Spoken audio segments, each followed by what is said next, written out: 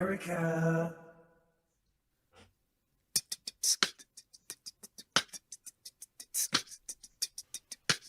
It all started in Ontario, Canada, for those who don't know. It was Rebecca, she went to Lubbock and she met Kaylee. Oh, the whole world didn't stop and explode. They were like, I don't know. But now they best friends and here they go with their own show. And they gotta say, yo, they're gonna make you laugh, they're gonna make you cry. This is made in North America, oh my. Made in North America. Made in North America. Ooh, yeah. Made in North America. Oh my goodness. There we are. Hello, beautiful people. Hello. Welcome to another episode of Made in North America With our Swizzle and the real Slim Kaylee. we have another wonderful guest that's going to be coming on the show today. And she's going to talk to us about her experiences with adoption and fostering and volunteering at rescue shelters and all of that fun stuff. Yeah, so that's going to be our show today.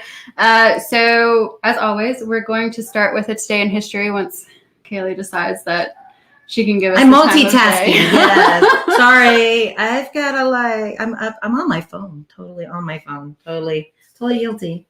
Guilty as charged. Okay, so today in history is going to be a little bit.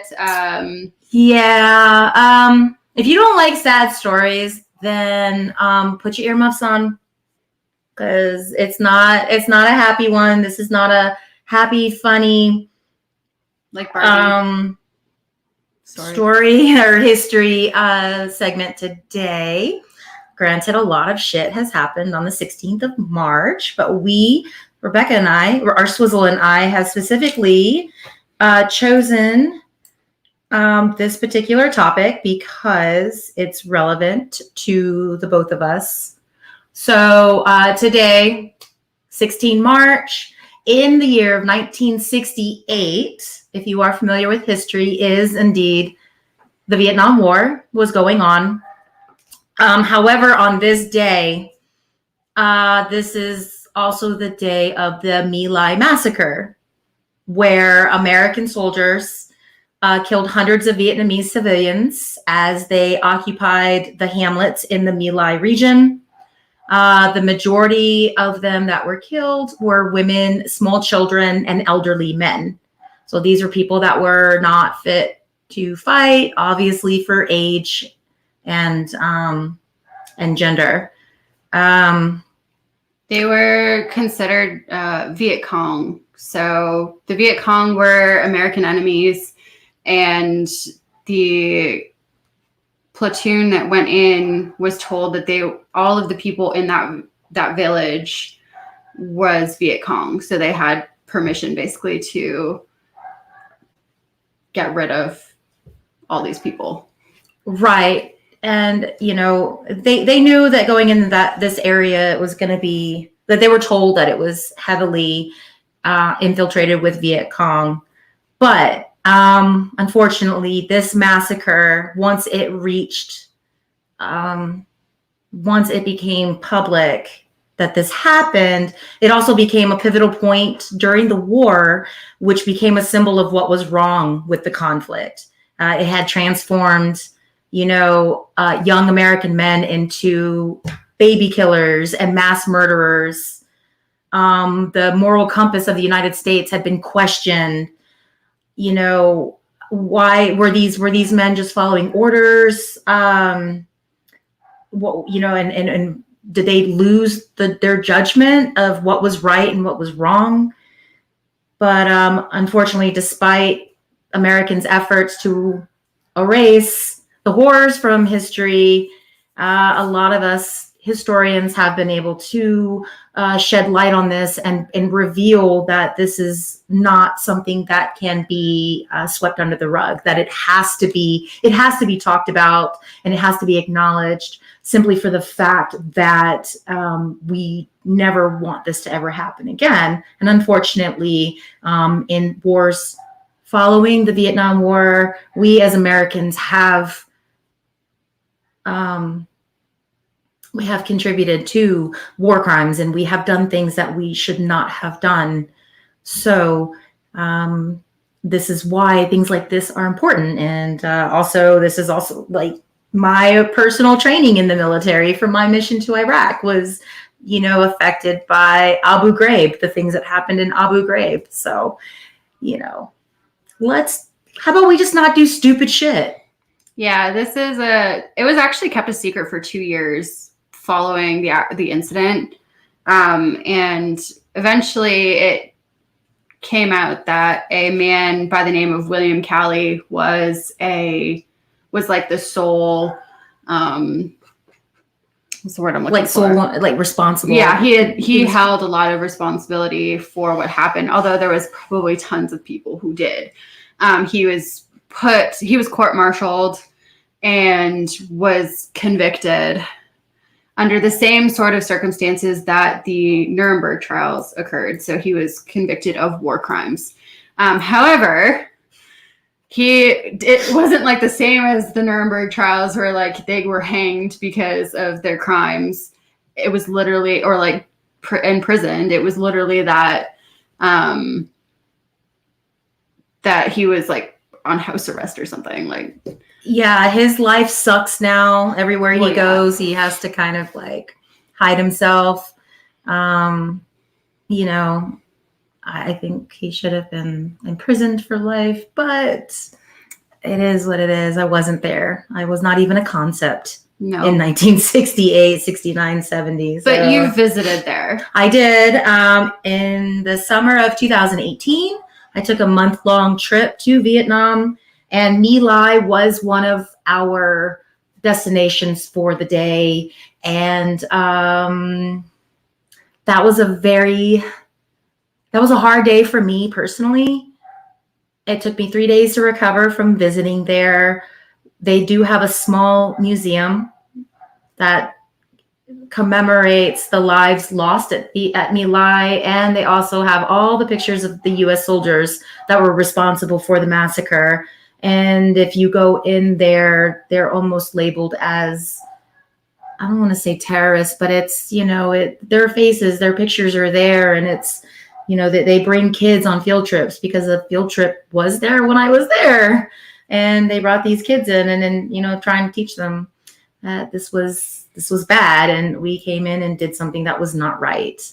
And again, it took me 3 days to recover from visiting that particular location. And my instructor and I, who's a Vietnam War veteran, he and I cried together there. But yes, that's why we wanted to share this particular day with all of you. Mm-hmm. Yes, it's not funny. It's not it's not a Cinderella story. It's true. It's truth. It's hard fact, and it's history, and it happened, and you can't take that away. And the only thing that we can do with history is learn from it. Let's not make the same mistakes that we did, and let's not do things that will give us black eyes like that, because it was just not right. Yeah. Jaime actually asked a really good question. Is this something why the vets had so much hardship returning and dealt with mental health so heavily? There is a lot about that, and I've actually studied a lot about post-traumatic stress disorder. So we can talk about that a whole other day. There's a lot of different aspects about the Vietnam War that changed trauma, basically. So just to kind of give you a little like briefing, I guess, the post-traumatic stress disorder, the actual definition for it doesn't come about until 1980. So this is well after the Vietnam War.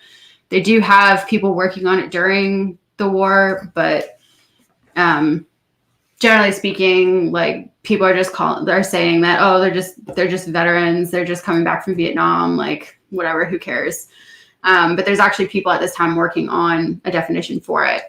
And it changes the way that you perceive veterans post Vietnam. And it has carried on into the most current wars today. So we can talk about that a whole other day because I can talk about that forever. Yes, you're absolutely right, Jaime, that it would have definitely affected these men coming home. The kind of like evil that they had to endure just from their they were definitely placed with a stigma after the My Lai massacre by being called baby killers and mass murderers, because once this went public, supporters of the war back home were not okay with that. That's not what they sent their boys off to do. And then others, innocents, were being blamed for the same stuff, even though they had no part in it. Right. It was a mess. An absolute disaster. And so that is our Today in History. We're sorry that it's terrible, but this is what we this is do. What we do. Like this is what needs to be talked about. So Jaime really wants us to talk about all of that stuff. And I honestly, I want to do an episode on that because I think that is going to be so good for everybody to kind of like get educated on how post-traumatic stress disorder came to be. Yeah. And, and I mean, I suffer from it as a veteran of the Iraqi war, Operation Iraqi Freedom, OIF. I suffer from post-traumatic stress, PTSD, anxiety, depression. I suffer from all of that. And it has definitely affected my life the last decade. So, right. But yeah, we'll definitely do one. But without further ado, because we don't want to take away from Bethany at all. I'm just going to introduce her a little bit. Bethany Moore is actually a former colleague of Kaylee and I. She was a history master's graduate, I guess, from Texas Tech. Weird. So, this is Bethany. Okay, say hi, Bethany. Hello. Okay. There she is.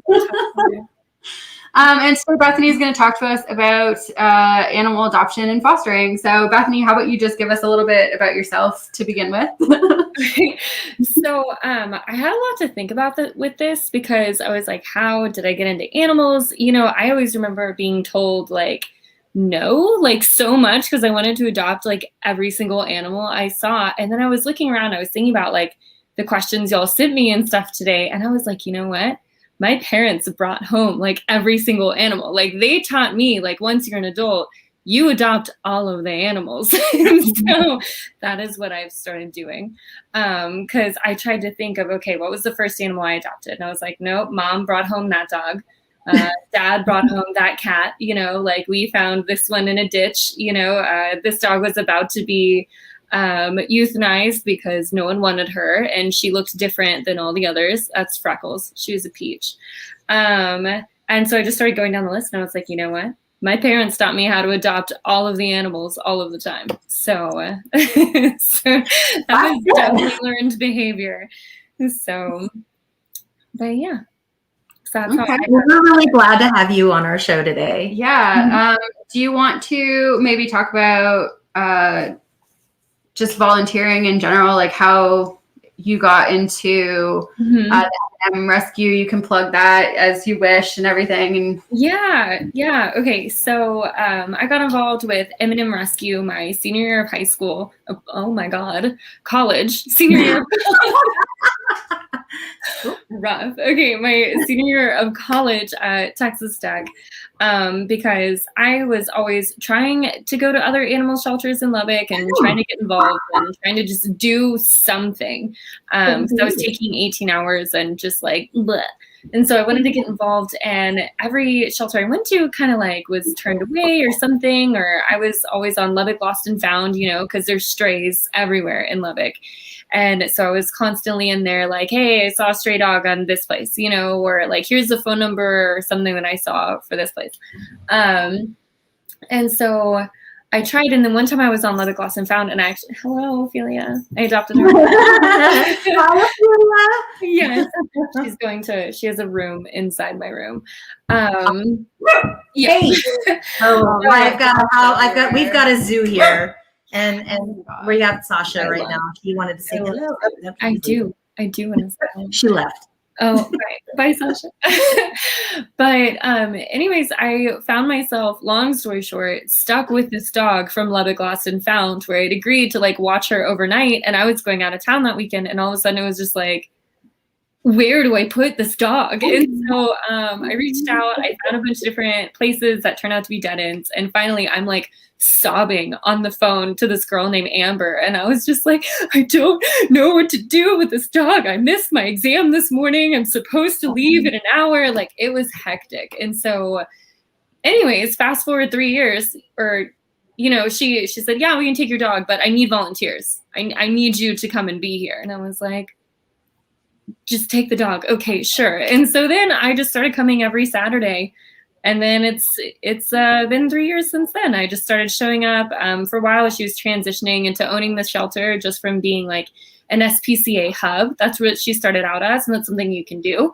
You can reach out with SPCA and say like, hey, I want to be a hub for you, because SPCA like transfers dogs across the country to like safe fosters and other hubs and gets them out of shelters to non-kill shelters.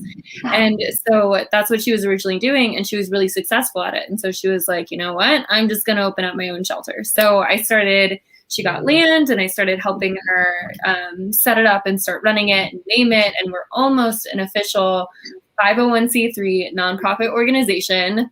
And yeah, we're almost there. So that's how I got involved in all that. That's really awesome. Yeah, we're going to put up the Facebook page near the end so that people can look at it. But yeah, that's really wonderful. And can you just clarify for everybody what SPCA means? So I actually don't know the acronym for SPCA. However, it's just A is animal, right? Maybe.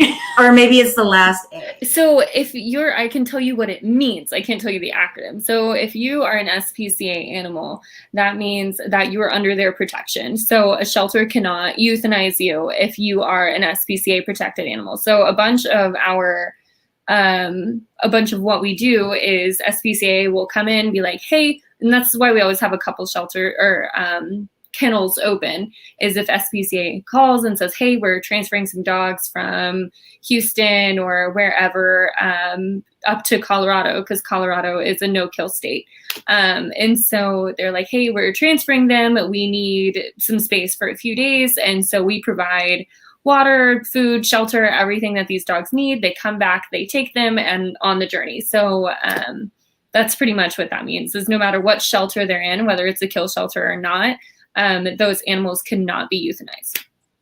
I really wish they'd just get rid of kill shelters. I agree. I agree. Terrible. We're not euthanizing people in prison. I don't understand why we have to euthanize animals. Oh my God. Jaime asked, what's the youngest someone has to be to help at this organization? That's a good question. That is a good question. So if their parent is there, we can have children. Like I'm pretty sure worked with like some Girl Scouts and stuff. Amber has her son come out, and his friends will help, because, you know, if you think about it, the dogs need to be around children if they're going to be adopted into families with children. And so, you know, if a parent's there, if a parent's not there, we do strong, like 16 to 18 would probably be the youngest. But if someone wants to come out with their child and we're there, you know, that's one of those where the volunteer like has to be present with either me or the owner. But other than that, like, we're open to it. It would be more of like an instructional thing.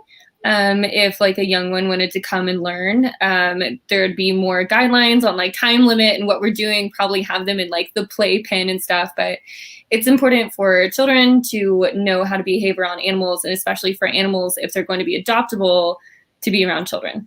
So any age, really, it just, whether a parent or it's just how much we would have to facilitate that interaction.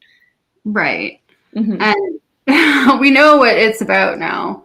or what this Jaime actually posted it. Americans cruelty to Americans. To Americans, it's Thank to you. prevent cruelty towards Americans. Right. Animals. Oh my God! So yeah, it's the Society. That for the was actually a Prevention- funny typo. That is- That's great. That's Society awesome. for the Prevention of Cruelty to Animals. That's what SPCA means. So that's really Perfect. Yeah. That was great. Great. Americans.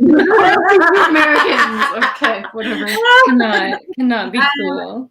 So we have some questions for you, and Mhm. anyone in the audience obviously can ask questions too. But you already know some of them anyway, so don't worry about it. So the first question is that we have are which animals don't generally get adopted, and then how do you promote them in a way that someone will adopt them? Yeah. So there's, let's see, I think I have 5 on here. There's like 5 strikes where an animal won't get adopted. And that's actually how I adopted my sweet boy Stubbs, is he had all of them. And I couldn't leave Stubby. I know, I couldn't leave Lubbock because I knew he was just going to sit there. So black dogs do not get adopted. All shelters are going to be full of black dogs. They don't have interesting markings. People think they look more aggressive. They don't stand out. So I think half of our shelter are black dogs. So black dogs, male dogs, intact or just not fixed dogs. That one's a fixable quality. 3 and older, people want 0 to 2. So as soon as their 3rd birthday, and Stubbs had just turned 3. So I was like, we're going. And aggressive breed. So those are all 5, and he had just hit his 3rd birthday, and I was like, we're going to Houston. So some things that you can do to fix that are, get them fixed. So have shelters, and we have a really good relationship with our local vet. So we are able to get them fixed, microchipped, completely vetted very quickly. So that's one thing you can do. Most of the time people are going in looking for breed or color, and they know what they want. And my job is to help people and kind of help that interaction and guide it a little bit. One thing that Amber and I really do is when people say, hey, I want a husky or I want this, I stop. What kind of dog are you looking for in personality? Are you looking for a walking buddy? Are you looking for someone to cuddle? Are you looking for someone to be good with your kids? What kind of dog are you looking for? And I can help you from there, but I'm not going to tell you what kind of breeds we have. Right. Because also, especially if someone reaches out to us and says, hey, do you have any pit bulls? My immediate answer is absolutely not, because dog fighting is a huge problem in Lubbock, and it's really unregulated. People don't bust it because our animal shelter laws are so low. You actually can't do anything about it as long as there's proof of food, shelter, water. So a dog can be tied in Lubbock, but as long as there's even an empty food bowl, you can't do anything. And so, so that's kind of tricky. But so that's why I really filter through it, and part of my job as the foster coordinator is to help guide people with what they want in a dog, because it's so much more than a breed. So as soon as someone starts talking to me about breeds, it's nope, I'm going to help you, and I'm going to display the personalities that we have here. And if you don't see someone that you like as a personality, then, I'll guide you in a different direction. But we're not going to go just based on breed, because that's where people get very pigeonholed and stuck, as they're oh, well, they don't have a husky, so I'm done. We get that a lot, actually. People love huskies. It's annoying. They are talkers. They're talkers, but I think we had a husky at our shelter for 2 months, and he was gone because people are just huskies. So I don't know. They're great dogs. They're great, but I just don't think that in Texas, though. I feel bad because they're so ship them up north. They're so thick. Yeah, that they get hot. Yeah. Even my German Shepherd, she gets hot. Yeah, and then they end up back in shelters in Texas because they shed. And people don't want shedding dogs. So it's a weird cycle. That shit's gonna happen. I wear sheds. I wear fur on me every day. It's just become an accessory to my clothes. I don't even care anymore. I just get those I own a dog.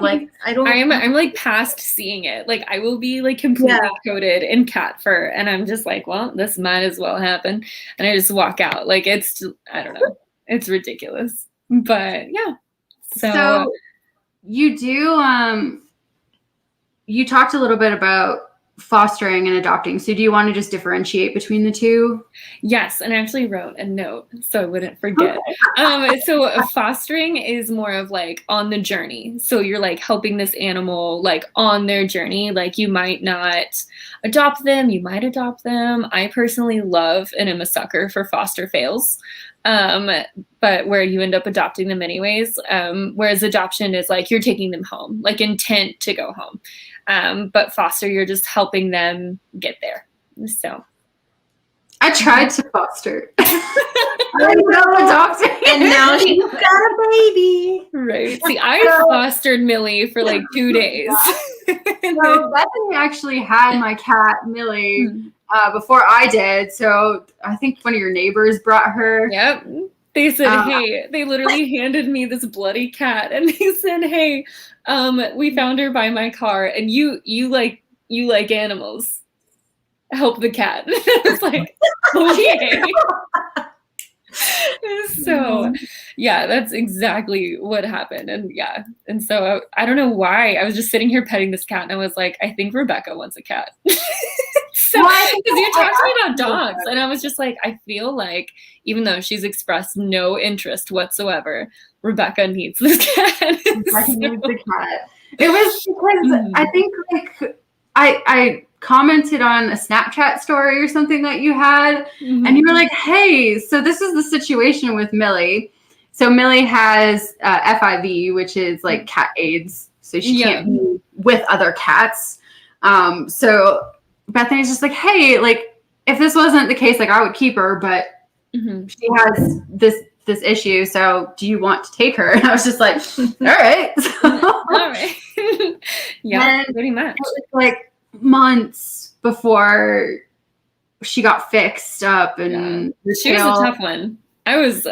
She was tough. You know, it's not like her personality that was tough. It was her like peeing all over my stuff because her tail hurt, which I totally understood, but it was like super frustrating having to do laundry all the goddamn day. I would pee all over the place too if my tail got well, and that's the thing with my body. Yeah, that's the thing with cats, and I was going to say any animals. No, it's feline. That's the F. With FIV is that it makes them very slow to heal. And so I knew it was going to be kind of a long process. I'd never actually dealt with FIV. I just heard about it whenever I, took the cat to the vet. And then they said, they were like, oh, well, do you want to put her down today? And I was like, yeah. There's more of a likelihood of putting me down today, than putting this cat down. I was like, she's fine. And so I did my own Googling of FIV and kind of my own research, reached out to other vets and vet friends, and turned out it was it's going to be rough, but there's a good chance she can make it as long as you avoid infection. So that's why Rebecca and I were clean the tail constantly. Oh my God. I had to wrap it so much. She hated that. I remember when Rebecca's like, so I kind of got this cat. But it eventually it was fine. It was just she had to get it properly. We got it to heal that much. I'm not so tiny amounts that they could actually amputate the rest of it because it was basically bone. Yeah. And so, but it was disgusting. But now this cat eats salmon and steak and chicken, and I would not know my life without her at all. Yeah.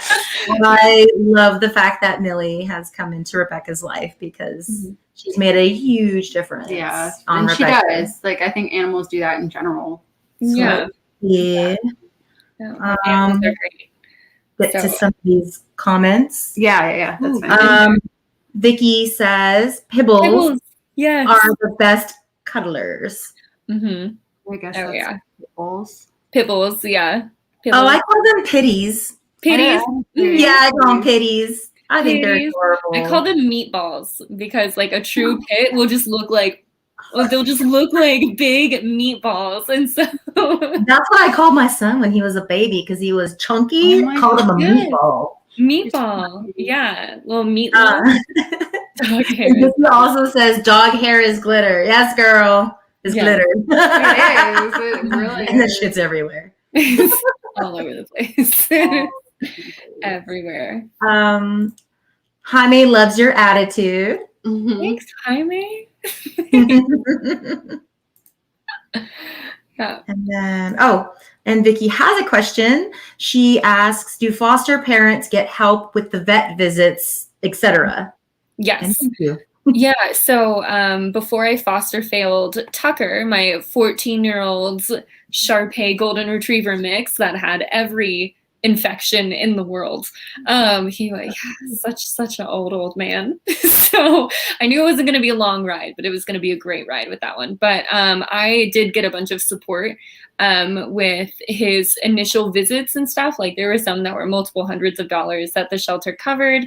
But then once I decided to adopt him, I shouldered it all. But I also, because of the connection with that vet, was able to pay things off piece by piece. And so veterinarians, if you find a good one, they are really likely to help you as well. So even if like you're fostering and you're nervous about making that transition to adoption, because vets can be very expensive, don't be afraid to ask your vet for payment plans and for help, because I was a grad student making $0 with a dog who had like every single time we went to the vet, it was like $300 to $400. And so you can ask these questions, and especially if it's going to be something that's recurring, like Sweet Tucker, you can work with these vets for help. And then also don't be afraid to reach back out to your shelter and see, because I know we offer help. There have been cases where people have said, hey, can I volunteer my time right now because I can't afford this at the moment? Like I have $50 for this animal. I really want to take them home. And I have like food and everything set up. And the reason why I can't pay is because I bought all of the things to make it a home. And so we have volunteers that way. And so that's a way to pour back into the shelter as well. And so there's different methods, I guess, there. So that's awesome. Bethany helped me because it was like almost $500 vet bill for Millie to get her tail amputated and everything. And I was just like, I can't. And they won't give me a payment plan because I don't have credit here. Yeah. So I was like, you're a foreigner. A foreigner. Because I was like, I can't afford it. Well, and that's where it depends on the vet as well, because I've asked, vets in Houston, and they've definitely not been as negotiable with things. I did find a great vet if you're in Houston and you're watching this, Jersey Village Animal Hospital. Super sweet. That's where Stubbs is getting fixed. But yeah, so just poke around with vets, know what pricing and everything is outrageous and what's actually what it costs is one thing I would definitely go, because I've called like 5 different vets where in Houston, I don't know if you know that, fun fact, apparently to get your dog animal fixed, it is $650. That's insane.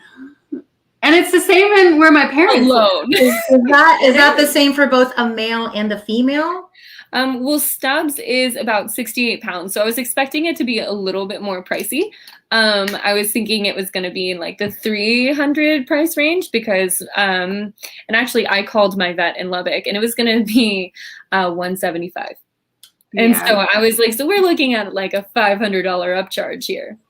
Wow. Yeah. I was going to say, when I got Sasha fixed, she definitely, it was not even $200. And, she's a spay. She was only 6 months at the time, but. And spays are more expensive because it's invasive. So, yeah. So that's just putting it out there. Just beware. Just just go around and look at do a price check, price comparisons. Yeah. And I think sometimes shelters offer free. There's times during, I don't know if it's like during the month or quarterly or something. Some places will offer free fixing, free spay, free neuter. Something, a coupon. Shelters will help you They will have a vet that they use normally. We have a vet. We go to Dr. Taylor, 82nd Street. Love him. I love Dr. Taylor. Yeah, he told me he wanted to adopt Stubbs from me, and I was like, and that was one of the first times I was like, I think I'm gonna keep this dog, because I was like, no. We bounced between him and Live Oak. Yes, here in Lubbock. Those we kind of go between because we were going to Dr. Taylor, and one of our dachshunds, he lost movement in his back legs. His back legs went on, which is it's common in dachshunds. I forget the medical term for it, but they basically lose the mobility in their back legs, and he didn't feel comfortable enough to work on Dexter, so he said, I need you to go to Live Oak because they have the best back doctor for dogs in the city. Wow. So that's how we ended up at Live Oak. So we've gone back. That's how we we kind of go back and forth a little bit. I go to Dr. Taylor too. I think he's amazing. He did Lola's spay. And he I was a nervous tail. I was a nervous wreck. She was just getting spayed, but I was a nervous wreck. And what's amazing about him is that he is just like very conscious and present, and he is aware of if he can't treat you. You know, he's not going to charge you $1 bajillion for something that's not going to work. And he actually told me that. Because until I get Stubbs fixed, he's going to have continuous UTIs and infections. And I was like, what do I do about this? And he goes, absolutely nothing till you get him fixed. Bathe him often, keep it clean. I could charge you a bunch for antibiotics and it's going to be back in 2 weeks. And so that's the presence you want with a vet. Right. Like the kind of information, like, because you're really paying for a vet, like you're really paying for information. You know, like there's like an exchange of medication, but for a lot of the time you're going there for like advice. Right. So, but yeah. So that's a key part in knowing your dogs. Having a good and I'm so glad he did Live Oak because they gave Dexter like a shot in his hind part. And it has been 4 years now, I think. 4 years or so. Yeah, knock on wood, right? That he's had use of his legs, and we have not had to resort to the back surgery yet. You know, where they go in and try to fix it, and then he's got to go through all the rehab to learn to walk again. But I mean, that little guy, you know, I'm grateful for Dr. Taylor and him recommending Live Oak at the time. That was freaking out. Okay. I forget every time something's wrong with these dogs. You know, they're not babies. Yeah, they're nonverbal babies. They can't tell you this hurts and here's why, you know, like. Non-verbal. I'm pretty sure Millie screams at me on a regular basis. Oh my gosh. Meow. Meow. Yeah. Ophelia. Meow. Every time I get home, I hear her jump off the bed and sprint down the stairs as I'm like turning the key, and then she's like pawing at the glass, and I'm like, oh my god, okay, garden time. I get it. Okay. and she's my biggest pest in my garden. She eats all of my plants. Oh my god. She's a rabbit. She's a rabbit. She's ridiculous. She's kind of a dog. Like she listens better than 2 of my dogs. Stubbs listens great, but the other 2, like she's dog number 1. But oh my god. Just kind of getting back to the questions so we don't get too hold far. on. Jaime He asked, my daughter wants to adopt some guinea pigs. Any advice? Okay, so I love guinea pigs. I'm unfortunately allergic to guinea pigs. And I found that out by like holding them, and I was like, oh no, my face was weird. But anyways, I used to have a guinea pig. They're great. They love to run around. They're super sweet. I know so when I went to Ecuador, I learned the most about guinea pigs. Because they use them to predict the weather. And that is my best guinea pig fun fact for you. Guinea pigs will cry before it rains. Is that like Poxitoni Phil in our like Groundhog Day tradition? And we use a groundhog to tell us when winter is going to end or continue? Yeah, well, Ecuadorians, there's a bunch of guinea pigs. I think they're like just kind of around, you know, like we have hedgehogs and they have guinea pigs, just like out and about. And oh my god, we have to go to Ecuador now. we were on like the equator, and they just had like a pin of them. Like we're on like the equator like monument and everything. And they cry when it's gonna rain. They cry, yeah. They use them to know whenever it's gonna rain, and they start crying. They like do their little squeak and stuff. So yeah, so that's Oh my god! or my fun. Everyone needs a guinea pig now in their house, so they know when it's gonna rain because their guinea pig's gonna squeal. Yeah, and so I had a terrifying cat when I was little, and I had a guinea pig named Oreo. And my terrifying cat, Lucy, which I later in my adult life learned that my parents named her short for Lucifer because she was the worst. So Lucy, she, oh my gosh, yeah, she's the worst cat ever. But anyways, Oreo, the guinea pig, was my favorite because he was not afraid of her. And I would like roll him in his little ball, like out to the living room. And then like Lucy was out of there. So, but yeah, so they're not afraid of cats. Interesting. Yeah. And they can like hang out outside with you. I think pretty much anything, your relationship with an animal is like how much you put into it. So, but yeah, and they love parsley. Oh, interesting. I know they like kale too. They love kale and alfalfa. Yeah. So just when I was little, I acquired it because my sister fell into a cactus while we were trick or treating, and the lady at the house felt really bad about my sisters and the cactus in her ass, and we went home with a guinea pig. That's a really funny story. You know what would be funnier if I could actually say I pushed my sister into this cactus? I would have loved to have actually been me that did it, but it wasn't. She was stupid. But yes, I went home with a guinea pig, and he was amazing. There you go. Yeah, we ended up having to give Oreo away because my dad was allergic to them.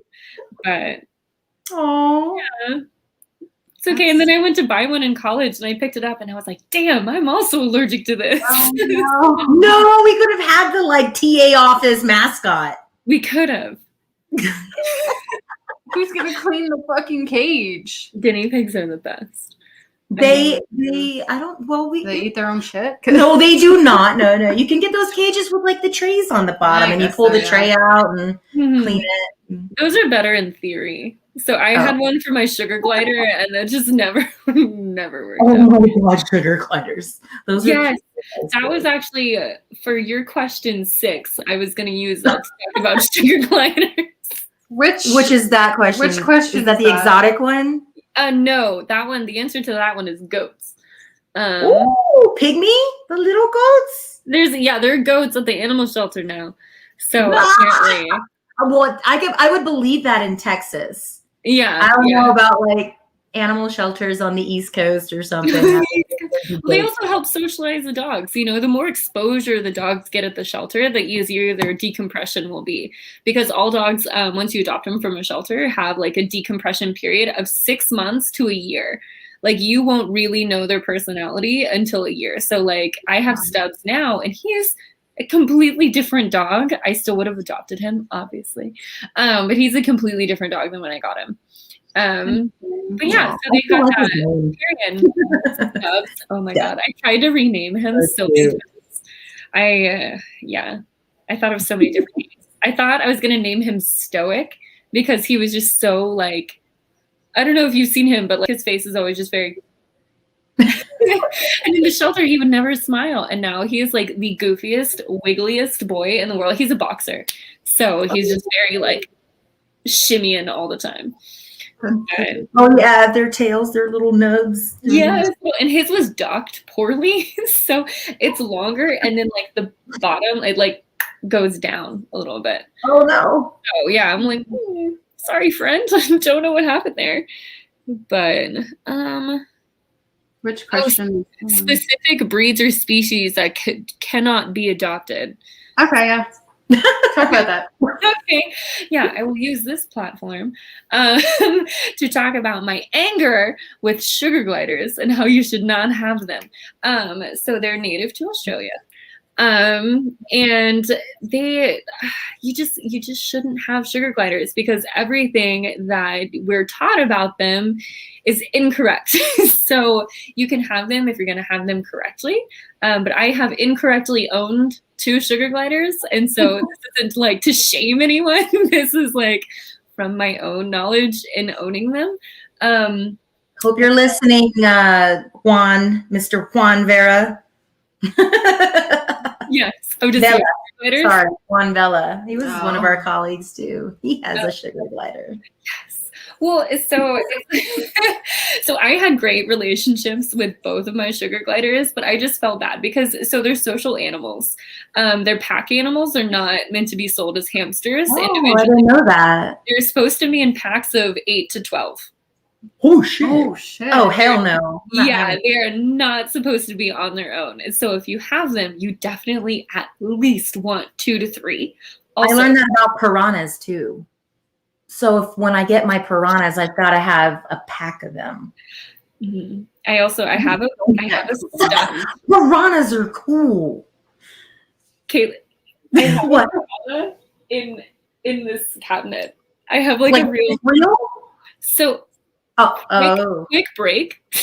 Time out. Quick story. My dad used to travel all the time as a kid. He's in oil. And so he was like gone all the time, or at least in my childhood days, it felt like he was constantly gone. And anyways, anytime he came back, he would always bring us a weird souvenir. It had to be weird.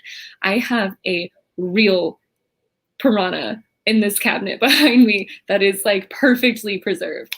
Wow. So that is my weird thing, I think, from Brazil, from one of his trips. But I can the Amazon. Yeah, they swim all up and down the Amazon River. Yeah, I want real ones, like live, like they're swimming in a tank in my house. That's a very so I can weird threaten people to put them. I'm gonna put them in the tank if they disrespect my house or me, and I'll be like, I'll put you to my piranhas. Yeah, even though I know that's not true. Like it's not true, but they don't know that.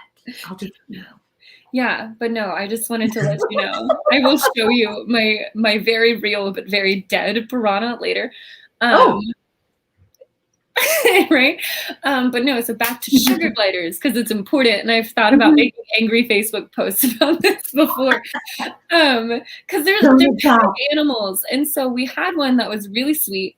And her name was Rabel, and she was my neighbor's and then my brother's, and then she was mine for a while. She was just handed down. And they're also advertised that they can eat anything.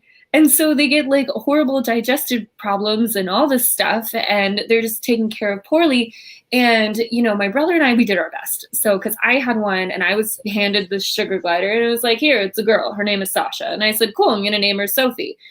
And then 5 years later, I was in college and I found out that she had weird balding spots. And I was like, what? Like, yeah, exactly what you two just said. I was like, what is going on here? And I was playing with him all the time because they tell you, take her with you everywhere. Take her wherever you want. I took him to a few. So spoiler alert, it was actually a boy. It was male pattern baldness. And I was stressing him out because I was being a good owner and playing with him. And he was literally ripping his hair out because I was playing with him and interrupting his sleep patterns. They are strictly nocturnal. You're not supposed to have them out in the daylight or even fluorescent lights. If you have them with you, they should be in dark, covered, completely blackout things. Their cages should be covered. I had like a double-decker cage for both of mine. And I had like a blackout curtain in front of them. Like there are very strict rules that none of us are told. So the best way to do that is to just not buy them, discourage it entirely, break the franchise, and stop owning them in the US. So, and also, apparently my little boy, I ended up naming him Moose. We had a good relationship after that. I would like go and feed him, got him a wheel, got him like a huge cage because they're supposed to have 6 foot tall cages. And then you're supposed to bring them out at nighttime. Wow. And yeah, so it's just, they're advertised as hamsters and they're not hamsters.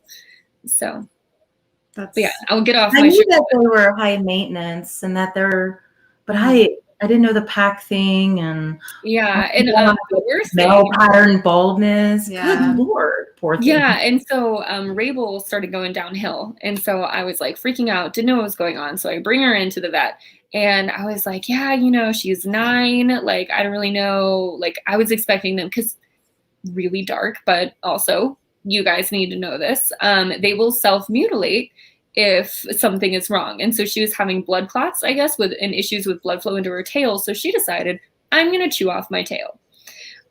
So I bring her into the vet. Yeah, Rebecca. So I bring her into the vet, and I was expecting them to be like, wow, you're the absolute worst. And they were like, we've never seen a 9-year-old sugar glider. And I was like, really? And they were like, yeah, like, how do you take care of her? Because the oldest we've seen at the sugar glider specialist, because I'm a committed animal parent, is 3, because people use them as party tricks. They're told that they don't need to be kept in cages, and so people find them in light sockets. They're not supposed to be on their own, and so they'll commit suicide. People don't have them anywhere, so they nest in weird places. They get eaten by dogs and cats and all kinds of stuff. And so they're like, we've never seen a 9-year-old sugar glider. And I was just like, Oh, shit. I was like, so not the worst. But then my other moose ended up living until 11. He just passed away in January. So like 2 months ago. So yeah. But I had him from 8th grade until now. So they live forever. That's the other thing. They don't live for 2 years. They live for roughly 12. So Okay. So like you actually like had it to the end of its life kind of thing. Yeah. Wow. So he was actually he was about 12, because I got him at like, I think, a year or 2 years. We weren't sure how old he was.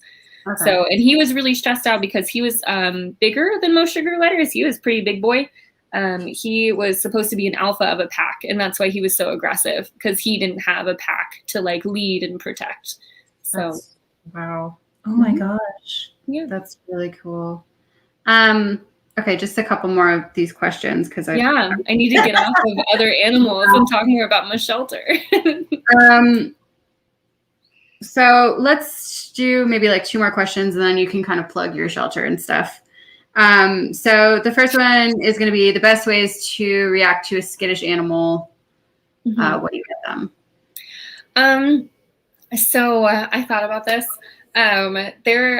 Before I worked with Eminem, my sophomore year in college, I worked at a boarding facility. So they were a vet, boarding, grooming, daycare, and something else. I don't know. There was like 5 things. But anyways, there was this dog named, and I'm not afraid of dogs. There was this dog who put the fear of God in me. His name was Henry, and he was terrifying. And he was male aggressive, kennel aggressive, and leash aggressive. And so they were like, all right, Bethany, go in there. And, you know, and when they're aggressive, they're skittish. And so the biggest thing is do not make eye contact with this dog or with dogs. Especially when you're getting to know them, they don't see it as needing to be submissive. They see it as very like aggressive. So you like look at them, look in their direction, obviously, but don't just make like unbroken eye contact. Next thing I had to do with Henry was like, because he's kennel aggressive, I could not go into his kennel. So a lot of dogs, when they're skittish or territorial, let them come to you. Do not, oh my God, Ophelia, no ma'am. Bit the center of my foot from under the desk. Oh my God. Pain. All right. So yeah. All right. She just like sauntered off into my closet. All right.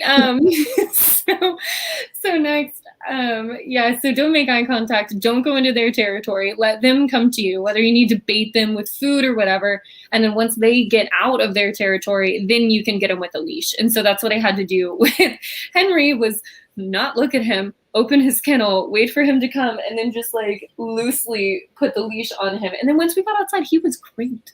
It was just like a really horrifying like 2 minutes. So let's see. I was trying to see Oh, yes. So a big thing is a bunch of people, whenever they see a dog's tail wagging, they're like, oh, he's great. There's a big difference between a high wag and a low wag. So a high wag is like, please approach me. I'm super happy. Like they're shimmying and having a great time. A low wag, they are terrified of you. That's like, and like they're anxious. Like that is also like a cue to bite. Is a very low wag. Like they're freaking out. I didn't know that. Yeah. So, but most people just see a wag and they're like, come here. And then they touch their face and then they get bitten. But yeah. So, if a dog is low wagging, they're excited, but they might be very anxious and that might be a cue for them. So, still just like always let the dog come to you. Right. Mm-hmm. Okay. Yeah. Let's see. I'm just trying to figure out. I think this is a good one. What happens if a pet doesn't work out, and what is the best option for that situation? Yeah. So I can't speak for every shelter, but we will always take them back. So M&M Rescue, like that dog has a home for life. So there was a situation with this one dog named Rojo who was at our shelter for years. He was actually deemed unadoptable and that he was other dog aggressive and it wasn't good. But anyways, Amber and I worked with him, got him adopted. He has a sweet little girlfriend and all this stuff. But then the owner was like, hey, like I'm moving apartments or something, and he was really worried because he wasn't sure if he was like what was going on. And so we took both of the dogs for a while. I think we had them for like a couple weeks to a month. The owner got resettled and then we gave them back and they're still all good. And so that's once again where like you just contact that shelter. A bunch of them will also be willing to hold your pet. I know like we will. That's like the whole reason Amber set up M&M was because, the SPCA, the movement, just keep them moving, keep them going, keep them fostered out, but no, so we will always take them back. And also we have like a 1 week trial, or even then, like there's no limit to our love for these animals and what we won't do for them. Like we had a little girl named Fanny. So cute. I think about Fanny all the time. She was adopted out. They loved her. And then all of a sudden it was just too much. It just didn't work out. And so they gave her back after a couple months. They gave her back. And then now she's been adopted out again. And it was totally fine. And I remember when they picked her up, like the owner just started sobbing and she was like, I've been waiting for this dog. Like I didn't know this dog, but like I've been waiting for her. And I was like, oh my God. Oh. So, but yeah, so we're there for that animal. And if something doesn't work out, like we're never going to forsake them or leave them on their own. So. Right. Yeah. And just as a last question here, how many pets have you ended up adopting, fostering, and helping get adopted? So over the course of my life, I feel like I've had like 15 animals. So I have had a lot. With the shelter, I think I've helped adopt out, it was more than I thought. I asked Amber this today. It's closer to like 30. And then just this year alone, I haven't been there. I've been doing everything online virtually and trying to help out where I can. But Amber has, including transfers, SPCA dropping them off and leaving, everyone getting adopted just in 2021. So in almost 3 months, we've had 21 adoptions. Yeah. Wow. Say hi, Bethany. Yeah. Hi, Sasha. This is my big destroyer. There we go. Well, that's really great that you were able to do all of that. A lot of animals that are saved. Say hi, Auntie. Oh, she's trying to squeeze in and say hello. Okay, thank you for that. I spent all weekend with you. You're fine. Yes. Oh my goodness. My dogs. Well, my girls love Rebecca. Yeah. So I'm gonna just throw up the Facebook. Did you say page throw here. up? Here's the Facebook page. Whatever. Just gonna throw up everywhere. No, I'm gonna put. Yeah. Why did that do that? Oh, I guess that's kind of okay. I'm just gonna share this. I'm gonna pretend like this stuff isn't here, but okay, go away. Ah. Okay, cool. So yeah, you can actually see. I'm gonna throw this up. So you can actually That is see so cool. the M&M. Here we recipe. are. There you is. So So that, it's M&M, not like the rapper Eminem. It's right, letter Eminem is M, for ampersand, letter M. Yeah. so You up can there, actually- that little husky, he's been adopted. Aw, And handsome. his name is Husky. And then the little girl in the picture, that's Photogenia. She has many names. She was dropped off as Daisy. Amber named her Photogenia. Her new name is Mavis, which I think is amazing. Cute. Yeah, Mavis. It fits her. So, Aw, yeah. that's cool name. So you have a lot of information here for anybody who's interested in M&M rescue. I'm You- actually looking for a kitty. you we have have- kitties. We do have Yes. kitties at the moment. So there's a phone number here. There's a email address. Apparently, if you DM M&M Rescue, you'll get Bethany. So And she's taken, guys. She's Oh my taken, God. so don't hit her up. Hitting on I her. have to filter through that a bit. So people will be like, hey, this is for dogs. oh my god. Oh my god. Oh, you brought a toy? Yeah, it's not playtime right now. Do you Just want put that- to say anything about the shelter? You want it? Yeah, so it is like the most special place in the world to me. I try to get involved in a bunch of different shelters in Lubbock, and I have a huge heart for animals, and it doesn't even come close to Amber's heart for animals, and she's why I'm there. And I don't know anyone who takes better care of pets than she does. So she's why I'm still there. She's why I'm 500 miles away, still working on everything. So we always take donations in desperate need of volunteers.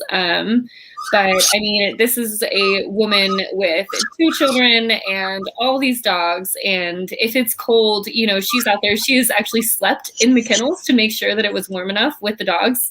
So I never have to worry about if those dogs are taken care of if I'm not there. Like, that's never anything I have to be concerned, because I know that she is literally snuggled up in a kennel.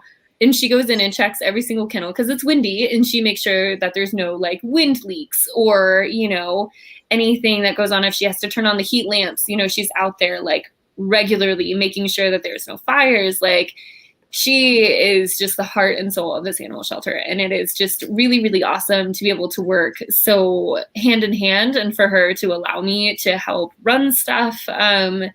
And be the foster volunteer coordinator that I am. So it's a really, really cool place. So Well, we really appreciate both of you for doing that, because Rebecca and I are both animal lovers too. And so I love having people in the world like you guys that take care of them in their like time of need like this. Here you go, mamas. Can you not squeak that in here, please? Oh my god. need it.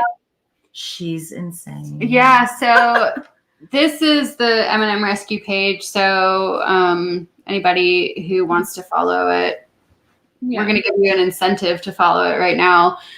This is actually going to be our homework. Yes. for people. So get ready, boys and girls.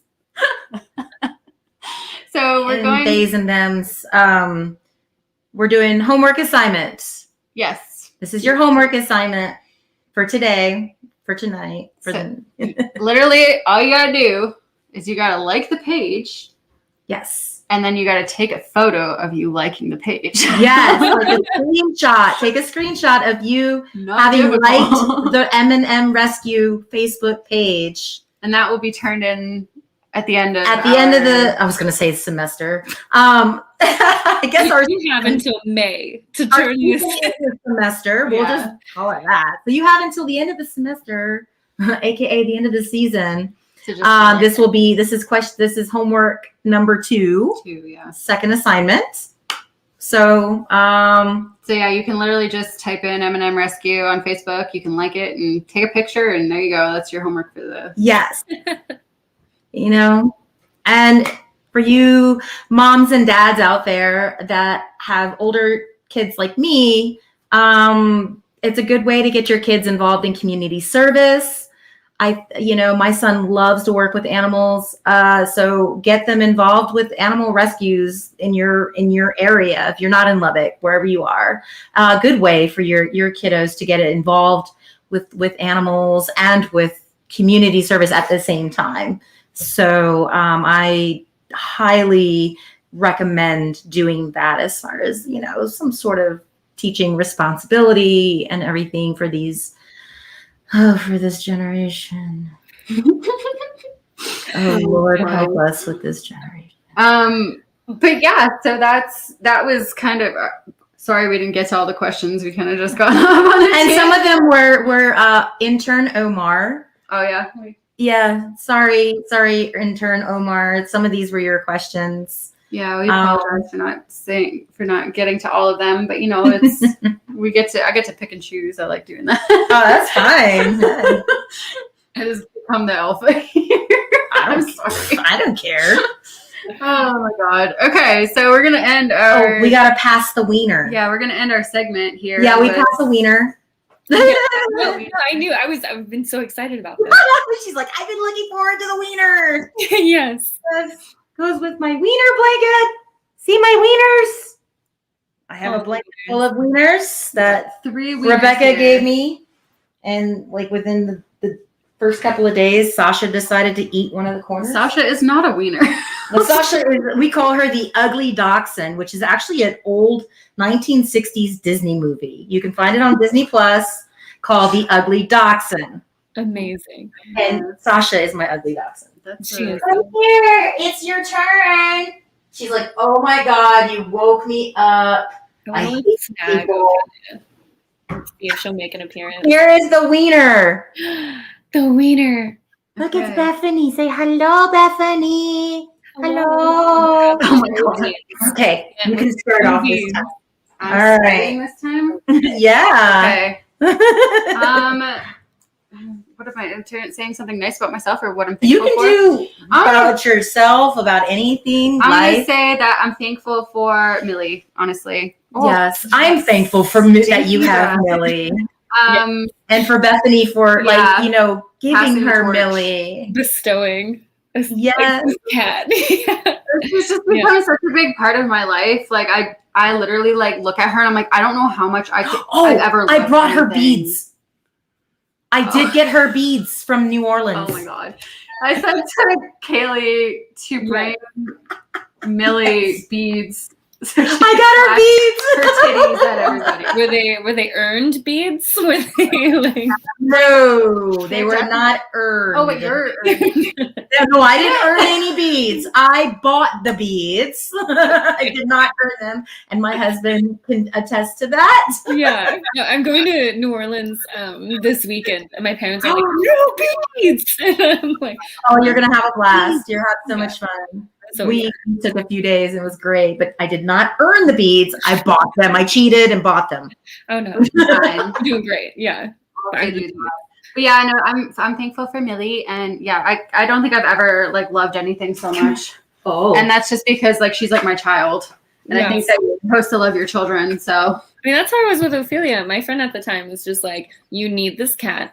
Here's the cat. We're going to adopt the cat." And I specifically wanted a gray cat that looked like an Ophelia. And I was sitting there sobbing with this kitten because I kind of looked at my friend and I go, she looks like an Ophelia. And this was a 6-week-old kitten. She didn't look like anything. But yeah, so she's beautiful. Yeah. She is. Oh yeah. So I have the wiener now. Oh, she's gone. Well, she's gonna get her cat probably. Oh, she's gonna get Fee.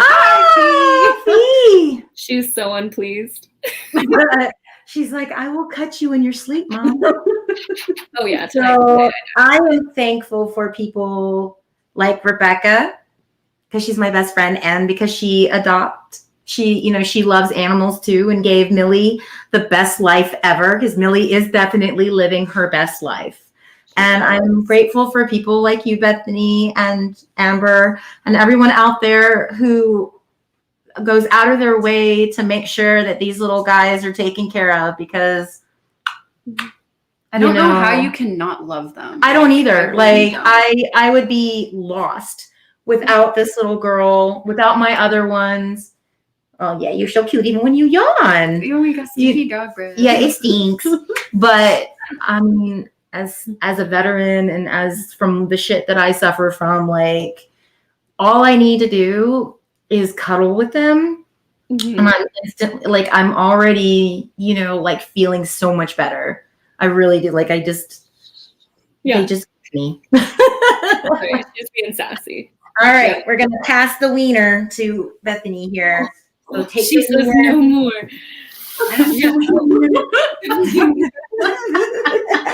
She's just Oh my like, where are you gonna do it? Yes. Oh my god, Yeah, it's there's like so much fun. with Jonah Hill and Justin Long, like that early movie where he's like, "Ask me about my wiener."